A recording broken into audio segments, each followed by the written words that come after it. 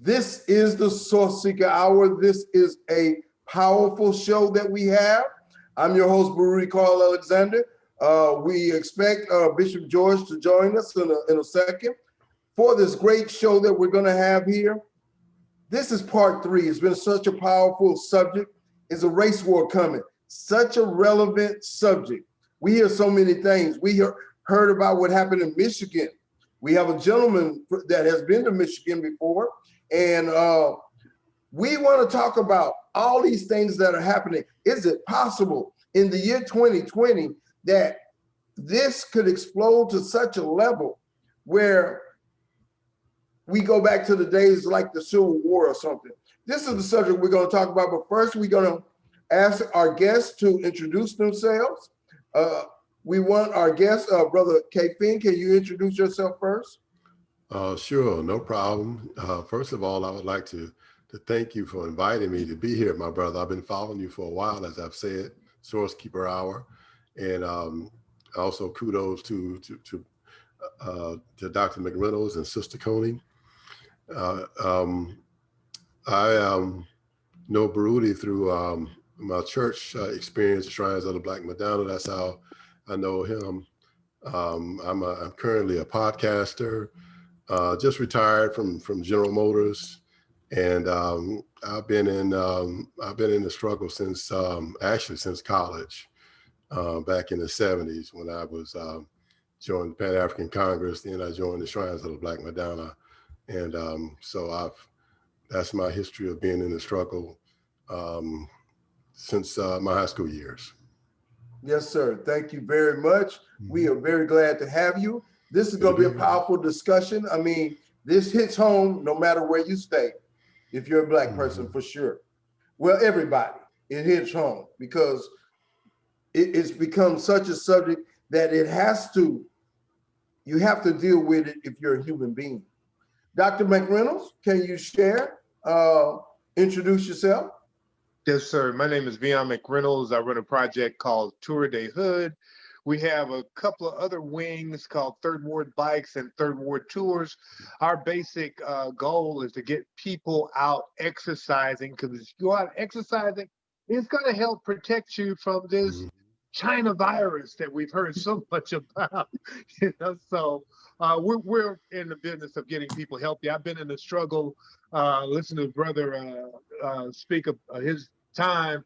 I started out in the early 70s, president of Black Student Union at University of Kentucky, and then I went on to still be an activist when I was in graduate school, president of the Black Graduate Student Association at the University of Texas at Austin, and been always out there, president of my neighborhood association in Blackland in Austin, Texas, trying to develop housing to stop gentrification. So been out there for a few weeks.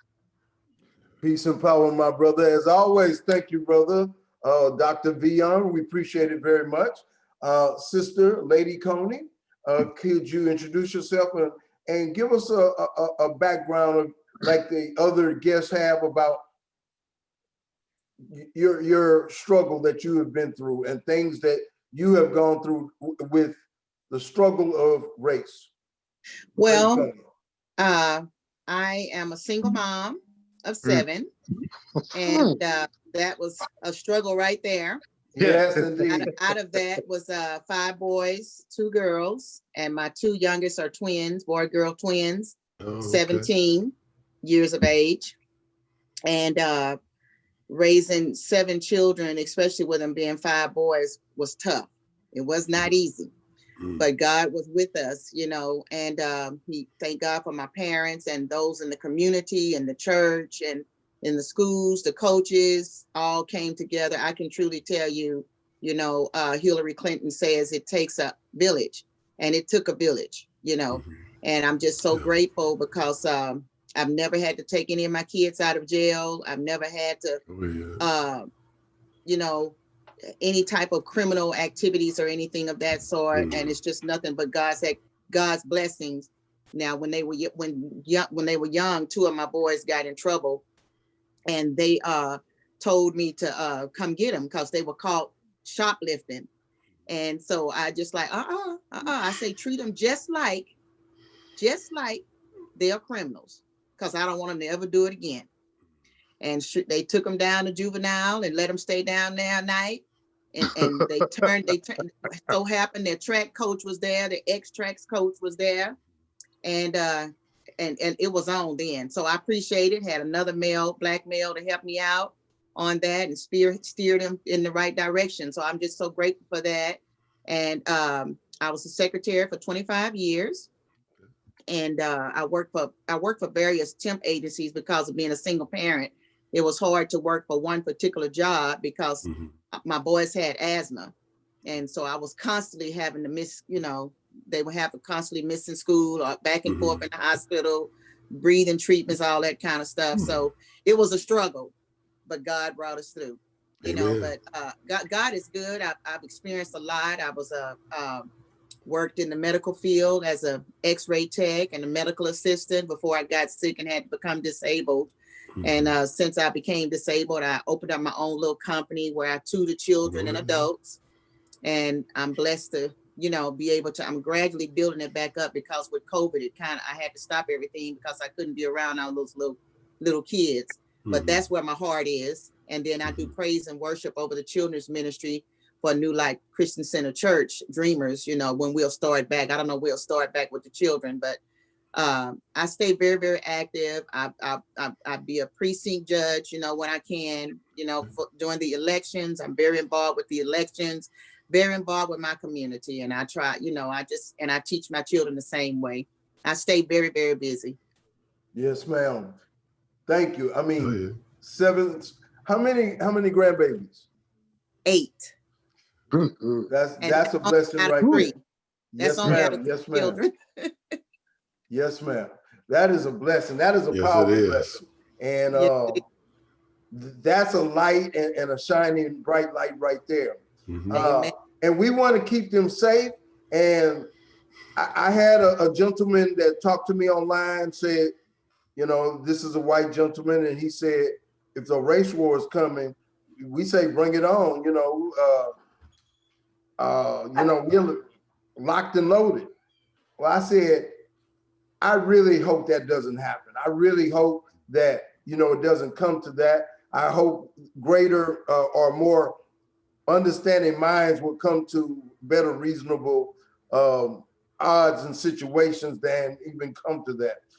But I want to ask this question. I asked it before, and now I asked it on air. If Donald Trump does not want to leave peacefully or without, causing a real ruckus, what is going to happen? I heard what you said, brother Dr. Vion. Brother Kafin, what do you think about that? You're talking about in the event that he decides not to leave office, or the race war? Which one are we talking about here? Well, one thing may lead to the other if he causes such a ruckus and gins everybody up. So I'm talking about if he decides to say, no, I'm not going to accept the election results. I believe it was rigged. I believe it was a fraud, and I'm going to fight, and we're gonna stay right here till we get this thing settled out. And I'm not going to leave until whatever.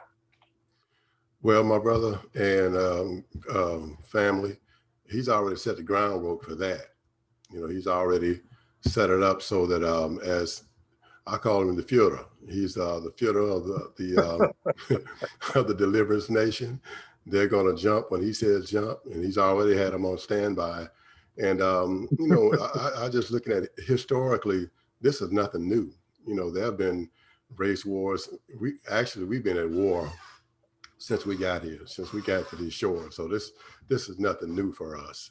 And all of the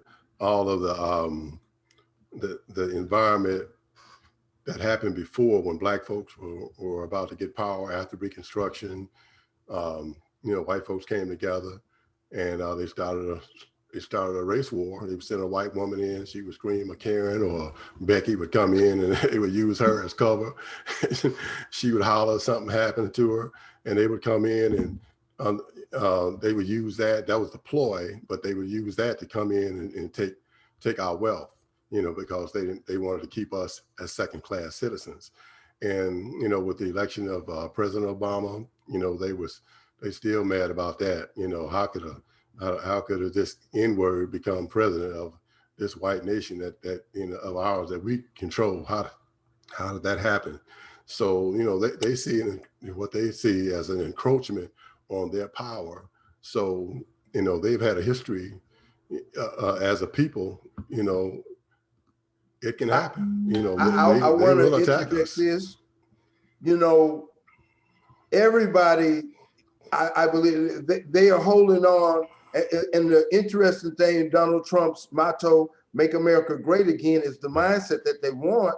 They want to go back to that time in the 50s where right after the Civil War, they felt they were the greatest power in the world. Mm-hmm. And then they were able to keep the incorrigibles, blacks and others in their place still. So yes, they want that mindset, but the world is changing. The world is changing. The world is becoming smaller by the internet and everything else. And the video cameras everywhere, everybody can see what's going on. So it's changing, but they still want it to be the same way. And that's where such a friction is. Sister Karen, what do you say about what's been being said about what may happen? Well, I feel like if Donald Trump decides that he's going to call his posse and he doesn't want to release his people, I believe that there are plenty of people in the military that are sick of him. And I know for a fact, I have friends in the military, I know for a fact that they are, preparing it for the just in case. And I don't know if you guys heard today on the news here in Houston that Houston is sending out the military here next Tuesday. I did the National Guard for the election, in case Trump loses and that the Democrats won't riot, but it's going to be the other way around. I mean, if Trump loses, that's where it's going to be. It's not going to be the Democrats acting a fool like that. Now, are we going to defend ourselves? Of course we are. But the Democrats are not going to do that. We may whine and complain and say, oh man, we hate he lost or whatever, but we're not going to go out rioting. I just don't believe that. And I don't really know what's going to happen. I just hope and pray that it doesn't happen that way, and that, that God will intervene, but that we will not be afraid to defend ourselves. It's time for us to stop being walked over and to stand up for what's right. I had a situation. Well, I'm going to be working the polls this year as a precinct judge in one of the precincts, and my alternate judge called me and she's telling me, this and that or whatever, that I have your team. I have the team for us. But I'm like, excuse me, you have our team, and I had to let her know. I said, no, I already have the team. Thank you so much. And this lady who never met me before, she went off on me. A Caucasian lady, just, oh my God, I could not believe it. I've never been addressed, in that type of manner, so unprofessional. And so, you know what I did? I just politely called my different supervisors who I needed to and made my contact. And guess what? She won't be there. Good. So I was able to I can have all of the people who I want there, And so I think that's the way we have to do. We have to, like Michelle Obama said, we have to go high when they go low. We have the laws. We have laws. So we use our laws for our advantage, just like they used it against our disadvantage at a time. Now we have it for our advantage if we're intelligent enough to use it. Yes, ma'am. That was powerful. Dr. Vion, what do you say about the subject?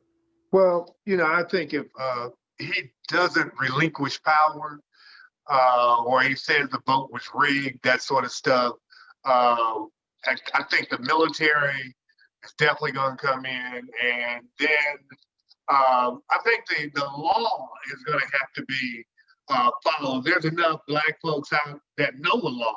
And that's one of the problems with the law is oftentimes we don't know the law. And so Right. now that we know that when you come to a polling place and, you know, like so many of them said, I'm afraid, I fear for my life. Well, I fear that you're intimidating me when you come to the poll. And we start, you know, saying those sort of things when they do come to the poll, we can get some of them in jail because it's a federal crime to intimidate voters. So That's I right. think that's the very first thing. And the second thing is that, you know, if we talk about a race war, and that's like generally is Black folks against white folks, or maybe people of color against white folks. But if we go back and look at the protests, you know, around the world, there has been Black, brown, red, green, all sorts of people on the side of stopping police brutality.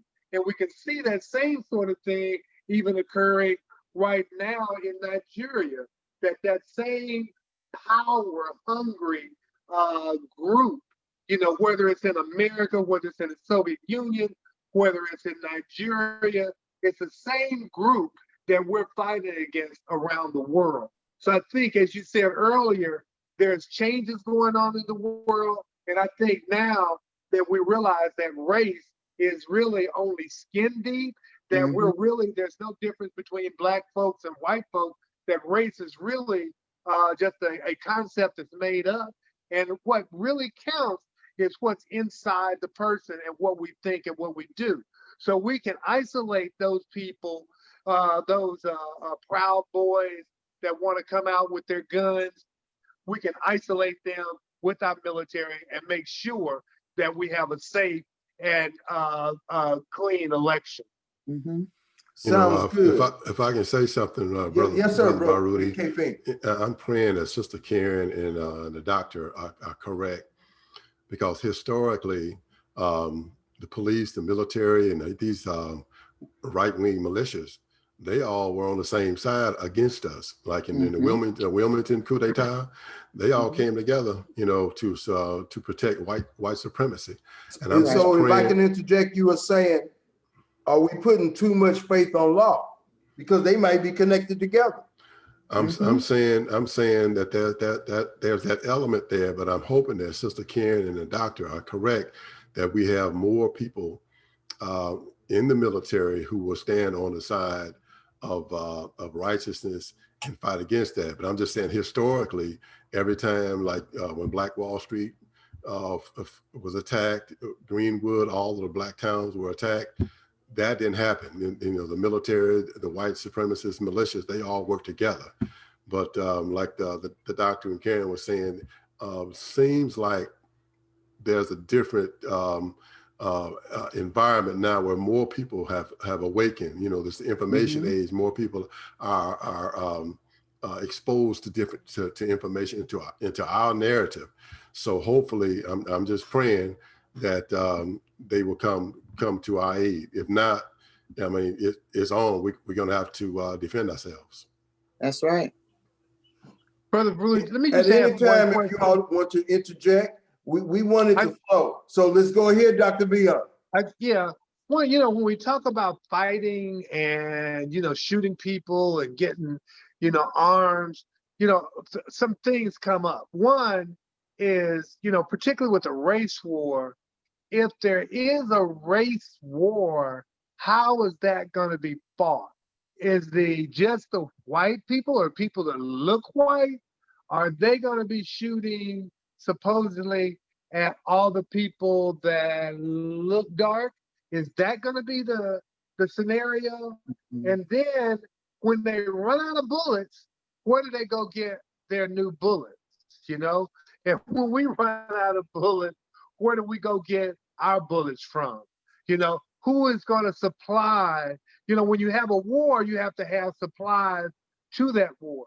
So we could, you know, of course we could have something really quick, like a blitz. They just come through Say, like they normally man, done and shoot up Beyond, the if church they out there or doing something this, like they've been that. planning this for a while and they got all this stuff stored up, but we don't want it to come to that. But there may be some factions out there that gonna have to be dealt with, you know, of this group or that group. That's what I say on that. But I just want to interject that, brother. Go ahead. I'm sorry. Yeah, I just wonder, you know, because the thing is that when Dr. Beyond? connection, I don't know, we just lost something. Just funny happened. Yeah. When those type of things happen, they're generally small, isolated incidents. I guess I was in Colorado where he killed up a couple hundred people with the gun. I forget where he had the mass shooting. You know, something like that could occur. But when we, you know, when I think of a war, I think of something like Vietnam or, you know, South Africa, Angola, Northern Ireland, you know, those sorts of things where there's a clear division between who's fighting who. At this point, you don't know if I'm on your side or not. So I can't see how we're going to have a war if we don't know who we're fighting against unless. I don't think it can be you know, one side against another side. I think it's something like factions over here and factions over here, and it's going to be a dispirited kind of thing. I mean, but I hope these scenarios never come up, you know. But like Brother K. Fing has said before, hey, there are already things happening that are warlike in a way. You know, the militia over here that tried to do this and tried to do that. So, Brother K. Fing, you want to interject on that? Well, you know, I hear the doctor in terms of where he's coming from about, you know, being flare-ups here and there. But whatever happens, we need to be prepared. Just like we prepared for Y2K. I think this is more of a realistic threat to our survival going forward than Y2K was. I mean, that was a theory that, you know, thank God it didn't happen. But I'm just saying, you know, you got folks running around actually organizing to take governors hostage, and you have a person, a Führer, who actually is on their side, who will give them cover. You know, the blonde-haired Führer, white supremacist that Nazis that they worship. That's how they look at him. I'm just saying, and like I said, I'm praying that Sister Karen and the doctor are correct, and you know, God be our witness. I'm just saying that if all else fails, we need to be prepared for the worst. Yes, I Well, I agree. understand. Yeah, go ahead. I agree. We definitely need to be prepared, but I know we should not live in fear. And whatever happens, happens. You know, we do the best we can. As you say, we should prepare. I believe we should load up. We should lock and load just like them. But I don't know. I just feel some reason, I may be so wrong, but I don't feel like it's going to be that. I just feel it's so strong that it's going to be handled, just like it was interrupted with the two governors. You know, the FBI is on it, and it's a lot going on. You know, and it's not just in the white race; it's a lot of blacks that are preparing, and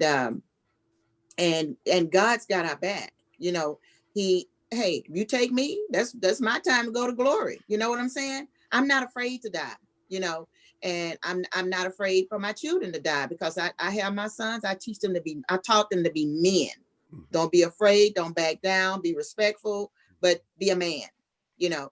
And you know, my father believed that way. My dad's, you know, my dad was from his father was biracial, but he looked just like a white guy, and my dad was darker than me, you know.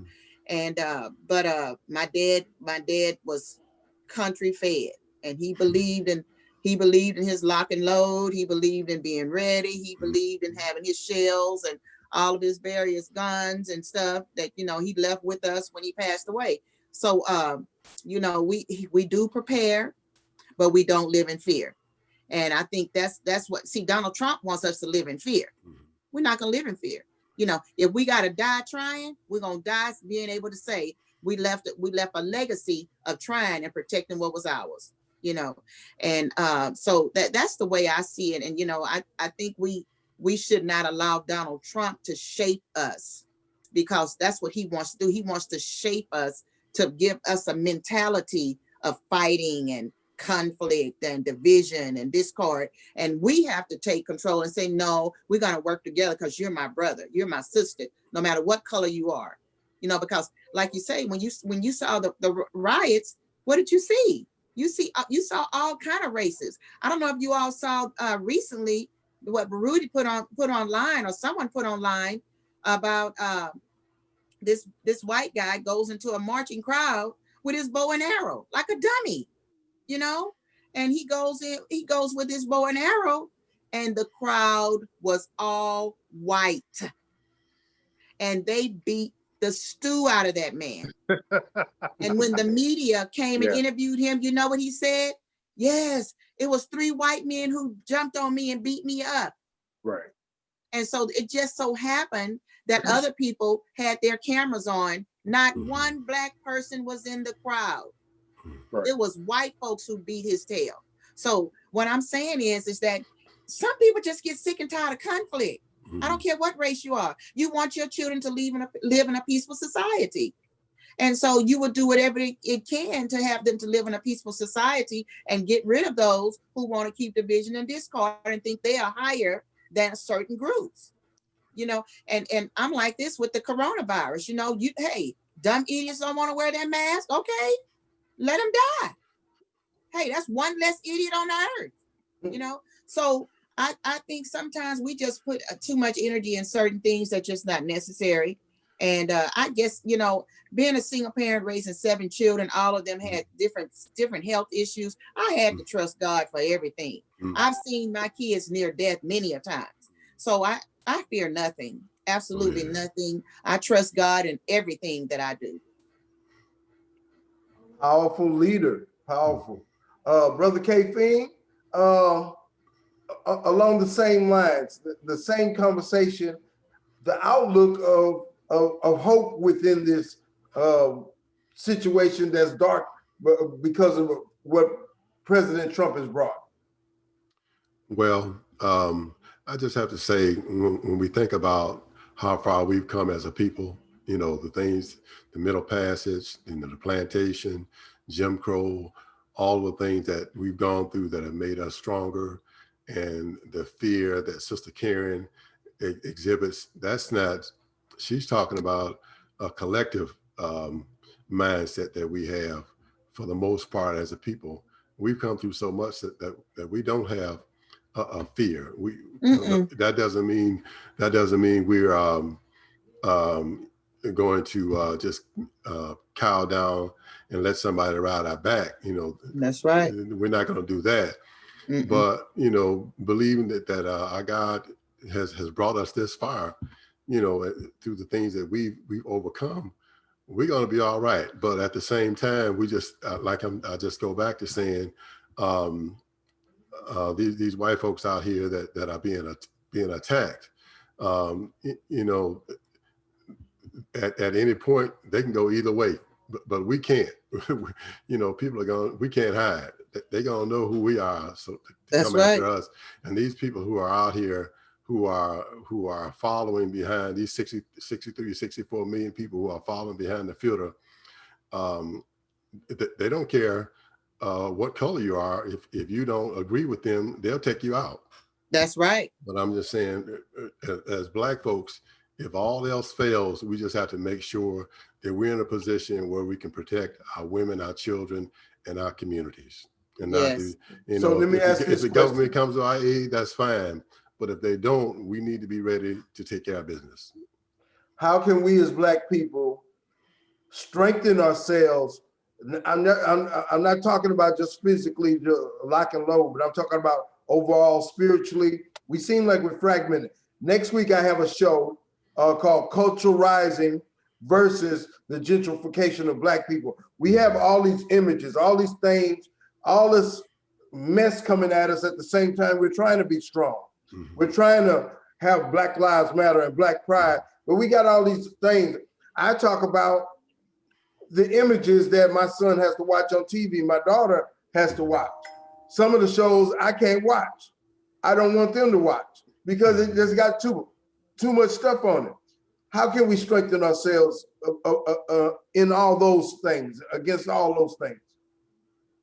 Well, we were commanded by God to teach our children right from wrong.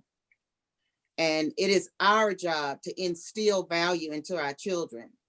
So when they do leave from up under the umbrella of our protection, that they will still have a God consciousness.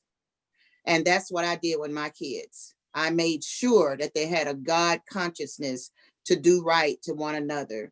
But yet you got a right to protect yourself and stand up, and I think if we have a God consciousness when we're not around, even if they're doing wrong, eventually they're going to feel a conviction to come back to what we can say. I must interject this though.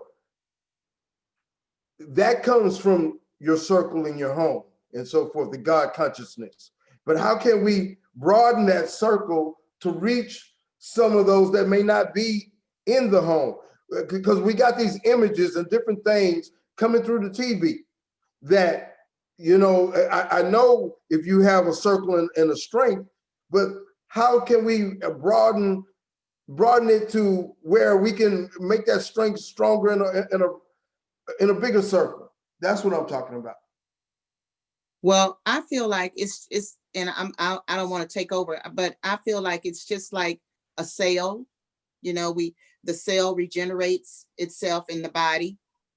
And as you nurture and nourish those cells begin to develop other healthy cells, and then when an infection comes in, then those healthy cells overtake the unhealthy cells. I like that. Yeah. And I think that's the way life works. I just do. I touch my kids' lives, they go touch someone else's life. They instill some value in somebody else, then they go and instill in value in somebody else. And I believe it's the power of touching someone's life, with the wisdom that is instilled in you. Super powerful. Either gentleman on that same subject, along that same line. If we go back, I want to go back to the other point where we were about protection. One of the things that we should not forget is the large number of Black folks in the Army with all the guns and ammunition. That's right. And Black folks, Okay. Our neighborhoods that didn't have jobs that went into the Army, and the Navy and all these other areas. So you start to have a race war. Then when they come out, they're fighting too. So they're fighting for their mama and daddy as well as against all these other folks. So that's one of the things to keep in mind. But I think Gandhi had the best thing. We have to always be the change that we want to see. We have to live like the people the way we want to see other people live. We have to do the things that we think people should do. We can't say, oh, that's what somebody should do. That's what I should do. I should be the shining example. One match likes another. And so that's what I see that we're all going to have to do, like the shows like this, where we're getting these ideas out that, spark other people to think, well, that's maybe right.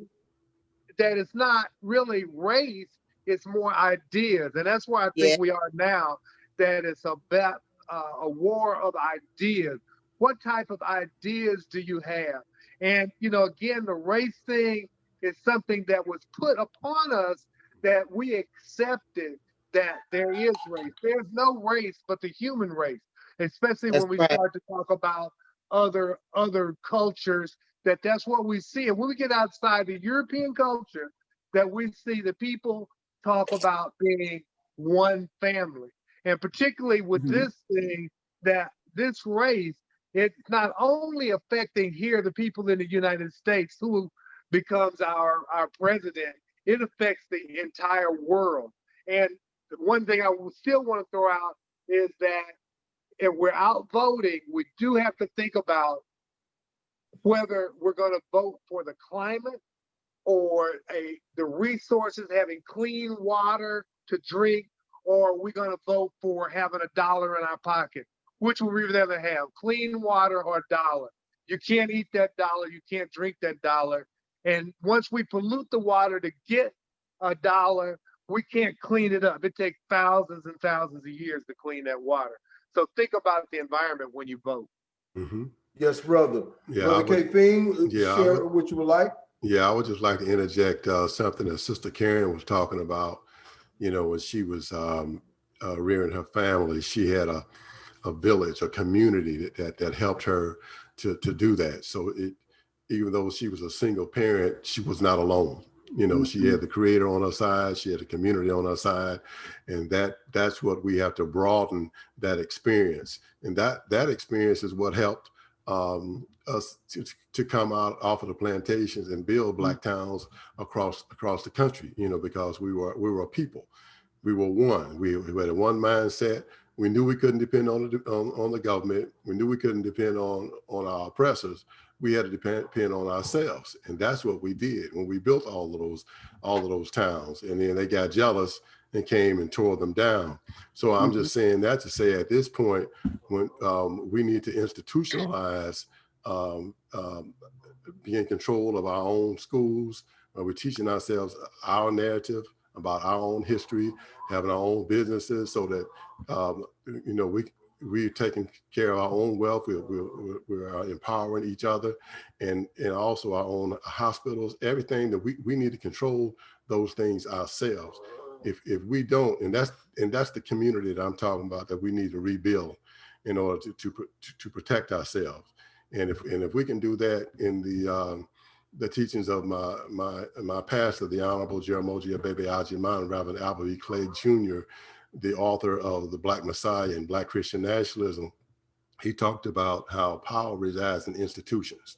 And we were able to come off of plantations and build powerful institutions. So we have the blueprint to what we need to be a powerful people again. We just need to get back to that, not get off track, and put those blueprint papers back into practice, so we can build strong communities, not only in America, but across the world. Yes, very much so. This is the Sourceseeker Hour. This is the 63rd episode. I'm your host, Baruti Carl Alexander. Originally, I was not supposed to host today, so I didn't have a whole lot of things in place, but the show must go on, and I wanted to make sure that we have the best show possible. This show is a race war coming, or in another way, what do we have to do to make things better as far as getting along, but being prepared to defend ourselves if things go awry. So all of those issues that we're talking about on this particular show, and it's been a great show. We're getting toward the end, but we got about 15 to 20 more minutes. So I want you to hone in on comments that you wanted to make sure that you made, and share with the audience why it's important to pay attention and why it's important to stay woke. Sister Karen. Well, I think it's very important for us we have to be aware. We have to be alert, just like the reason we lock our doors, you know, not that we hoping we afraid somebody's going to come in, but that's our job, to protect our families, you know. So we lock our doors. And so we prepare for the unexpected, and we move on in bravery, you know, in boldness and surety, you know. And I think the more important thing for our society is that we communicate like we're doing now. We communicate, we have our different values, we have our different spiritual beliefs, we have our different ways of raising our children, we have our different ways of putting toothpaste on a toothbrush, brushing your teeth, and we have to learn to respect that. I think that's the problem. We want to make robots out of everybody instead of accepting their differences. I was an Uber driver, and I had a gentleman in the car with me one day, and it was so amazing. He was young, and he was about 22, 24. And he said, "Ma'am, And this guy here, he was Muslim. He was Arab, some Middle Eastern young man. And he says, ma'am, I can tell you're spiritual. He said, I know you're spiritual. He says, can I talk to you about something? And I said, sure. So while we're riding along, he says, you know, it's so much division in our world behind religion.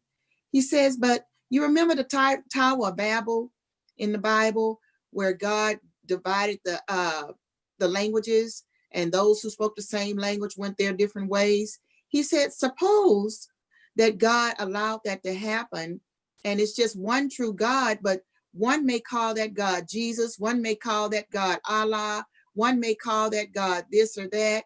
He says, why can't we just respect people for the way they feel is the right way, as long as they're not harming or hurting other people, instead of trying to program them into one way of one thought, one lifestyle. And I believe that's what's going to help us, because all four of us on this panel have different views, but yet we can come together in a mature manner and we can communicate. And I believe that's the key to bringing our people together to help us to rebuild our countries, rebuild our cities, rebuild our banks, rebuild our schools. We've got to come together and stop thinking that everybody has to be the exact same in order for us to be successful. And I believe that's our way of rising to success in the Black community. Yes, ma'am. Very powerful. That is a part of the concept behind the Brighter Source Group, which produces this show. Having a circle, building a circle. The circle starts with your family, and then it branches out. And you may touch different philosophies and different faiths. You may talk to all people and find where you have some common ground. That's the meaning behind what we are trying to do. And that's how you start a circle. Brother K. Fing, would you like to share? Sorry about that, unmute. Okay. Yeah, I would just like to say that we need to make sure that we get in touch with our communal nature from which we came from as an African people, and to understand, like what Sister Karen and the doctor were talking about, we are one people, but we've been divided, you know, by certain people, particularly the 1%, to make sure that they keep everybody else fighting, so that they can keep all of the goodies for themselves. For themselves. So if we can stop fighting each other and understand that the true enemy is this 1% that's trying to gobble up everything, you know, that God has given to us, because, you know, there's enough abundance out here for everybody. But you know, the 1% wants us to think that we got to be against this person and that person, and then these people and those people, as opposed to, okay, well, let's come together and work together, and we can all be abundant and prosperous together. So I think that we need to keep that in mind. And also, just another point, you know, when you look at the struggle of African people throughout, since we've been here, and throughout our history, we've never really been a people who would attack other folks, you know, because we came from abundance. We came from the Garden of Eden, where we had everything. So that's not a part of our nature. So even though we're talking about self-defense, defending ourselves, we're not talking about going out and attacking other people and trying to take what they have. That's not, God didn't put us here for that.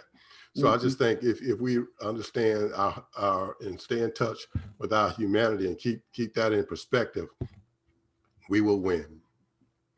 Very, very powerful. Dr. Vion? Yeah, I think the whole concept of unity is, you know, that's the one that we need to focus on. And the more we focus on that we see that we're not, you know, we're not as different as we think, you know, with human beings. And actually, the whole planet is interconnected. We're connected with the trees.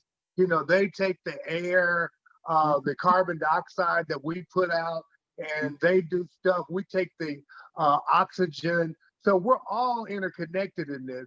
And, you know, the one thing that we see is that there are some people that want to dominate nature. And there are other people that want to live in harmony with nature. And I think this is what we're seeing, you know, within our presidential election is that, you know, we have some people that want to dominate everything and others, they kind of want to just kind of get along. And so if we can learn that we all, you know, all the people on the planet are in this together, that we're not really separate, that we all have to have, again, clean water. They're talking about, you know, this is something we don't think about normally, but the old Fukushima plant out there that's leaking water, they're talking about dumping all that water in the ocean. That's going to affect us and thousands, I mean, for thousands of generations if they put this radioactive stuff in our water with the fish. They also are polluting, you know, like right up in Pennsylvania, they're talking about, well, is he going to let the oil go? Well, with fracking, what we've seen is that it pollutes the groundwater. We don't have water to drink. Not only does it pollute the groundwater, but by taking stuff out of the ground, that we have earthquakes. So what we need to come is to learn to live in peace with one another and at peace with the environment in which we live, that the earth doesn't belong to anyone. The only way it belongs to someone is that they take power, they take their gun and try to take all the resources more than what they need and subjugate the people. So what we need is to rebalance this this power grab and to learn to, once we learn that we're all in this together, that the 99% is where the power is, but we've relinquished that to follow the 1% for their treatment. May I interject real quick? I'm sorry, brother. Don't be so upset with me. Don't be upset with me. But let me interject this. You're sounding kind of kumbaya, like it's all just gonna work in place. And when you answer me, give me your final statement and how to contact. We're at that point, but give a lengthy answer and then give your final word. Well, it may be kumbaya. We need some kumbaya right about here because I'm tired of this crazy man, you know, trying to direct us and, you know, putting out all this dissension. You know, we need something where we can come together. And then, you know, for me, seeing the so-called riots, but actually they were disturbances. People were disturbed, you know, this summer, and they're still disturbed around the world. And it's still against that 1% that's trying to control the resources and not give those resources out to all the people that need it. So we have plenty of money here in the United States and plenty of resources that we could divide up. And so that's the thing that we need to see is how the resources are going to be allocated to the people that it belongs to. And so for me, what I say, get on your bike, ride it. If it's cold out, might try to ride it on the inside. Whatever you do some good exercise, eat some good food. Don't eat the junk food, the stuff that's massively packaged. Try to eat fresh, living food because you're a live person. So you can reach me at tourdayhood.org or on Facebook, Vion McReynolds. Thank you, brother. And keep the kumbaya coming. We need that, brother. We need that. Sister Karen, can you give your final statement? Yes, I just want to say that I have peace, and it's my prayer that everyone else would have peace and to not allow the 1% to destroy the unity and the harmony that we have and that we are capable of having. And the more we give that 1% all the attention that they're looking for, then we are allowing them to shake our lives and to shape us, not only to shake us, but to shape us. But we have to have a strong foundation. When we have a strong foundation, no matter what wind, rain, storm, whatever come against us, we're going to still stand. you know, it may shake us, it may bruise us, it may, put a little dust, take off some of the paint, but we can build again. And it's my message that I'm trying to tell society is remember where you come from. Remember those who came before you, and don't be afraid. Stand up for your forefathers who fought so hard for you to be where we are today. And remember, life is way better than it was 40 to 50 years ago. And so we have to continue to roll that bike, like Beyonce, roll those wheels and keep on going from one destination to another, and to prepare not only physically, but mentally and spiritually. And I think we'll be okay. And you can contact me at kwconey@yahoo.com. Thank you very much. Super powerful. Thank you, my sister, as always. Brother K. Fiend, can you give us a little background on the cities that you have lived in, and what was the climate like, the race climate like, as you give your final statement, and then how to contact you, Brother K. Fiend?